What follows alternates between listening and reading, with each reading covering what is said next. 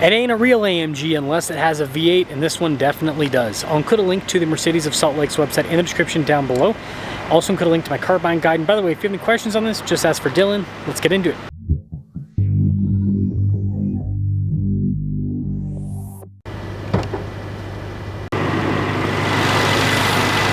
This is a twin-turbo 4-liter V8 that goes through a 9-speed automatic. Fuel economy is 14 around town, 19 on the highway, with power outputs being 603 horsepower and then 627 pound-feet of torque. I'm closing in on 500,000 subscribers. I'd really appreciate it if you'd help out with that. Got that cool little AMG badge there on the hood. This one has the fancy pants LED headlights. You got the nice daytime running lights with that too. And then vertical slats for the grille. That's kind of the AMG thing. Overall, this looks a little bit more aggressive compared to a regular GLE. Tire and wheel setup is 285 by 40 by 22. Well, that's in the front. In the back, it is 325 by 35 by 22. And you got the blacked out AMG wheels with red brake calipers. This one happens to be the coupe style, but you can get this with the SUV style that just gives you a little bit more space, but the car fundamentally is the same. When it comes to key fob features, we've got our lock and unlock function. You got the opening for the hatch AMG logo and kind of a nice piano black finish on this. This is pretty nifty. That's to open up the hatch.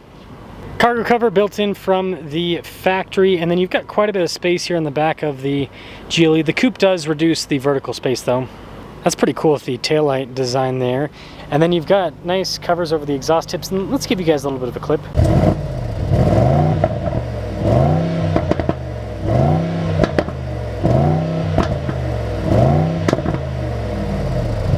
That will cap things off for the exterior. This week's giveaway makes my Jeep look lame because it is a supercharged Rubicon 392 that is fully decked out, producing 650 horsepower. Now, not only can you win this Rubicon 392, but part of the giveaway is also $26,000 in cash to help pay for the taxes. And not only that, your donations go towards helping children's and veterans charities. So use code BHC or click the link in the description down below or in the pinned comment. Any donation, $25 or more, will give you 4x bonus entries. Let's now check out the interior. I like the stitching there on the door panel. You also have some carbon fiber trim, heated seats for the back passengers. See, the seats are perforated all down the center portion. Legroom back here is good. We also have a little storage net. Vents in the rear, USB ports, and you do lose a little bit of headroom with the coupe design. Let's now check out the front. Blind spot monitoring with the mirrors. We've got heated and ventilated seats. You've got all of your power adjustments for the seats, memory seat function, and the mirrors do power fold in, and more nice trim on the front door panel. AMG there on the front seats, perforated all down the center portion. And by the way, the passenger seat has a lot of the same equipment as the driver's seat. Got nice perforated trim on either side of the steering wheel, paddle shifters there on the back. And then on the front face, we've got a lot of controls. This is for the center screen right there, volume, voice command controls. Got controls for the, or not the infotainment system, the gauge cluster rather. The other one's for the infotainment system. Cruise control, and then you've got the cool steering wheel controls like for the drive mode.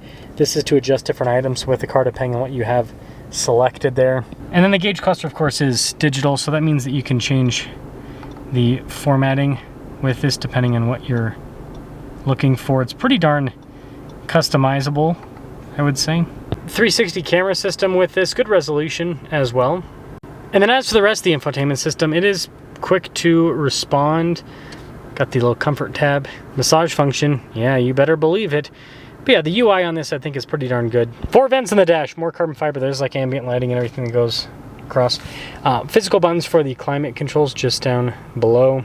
We've got a phone charging pad, we've got our heated cooled cup holder set up, and then just behind that we have our little keypad to control the infotainment system. Around it are also other vehicle controls like your drive mode select, for example. This is for the suspension to raise and lower it. And even though this is like the sportier version, you still have the kind of off-road style grab handles and good storage space. I like this trim on the top.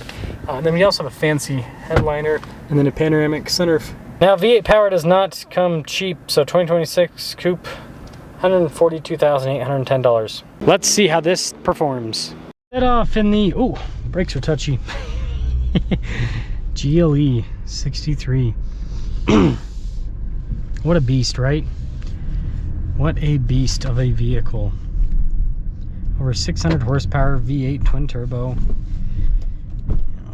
They ain't making them like this as much anymore. Now those big wheels definitely, and plus, you know, they tune things to be sportier with this.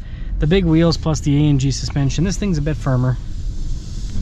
It's not mega uncomfortable, but yeah, it's definitely firmer.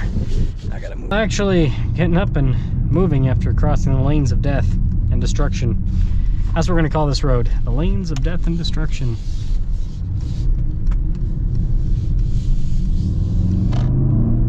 Oh, we'll get another little acceleration, but this thing's smooth.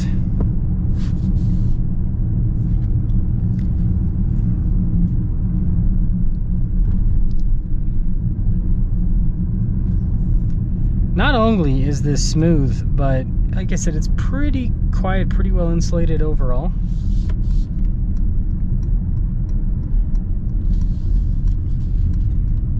I'm in comfort mode and I feel the suspension.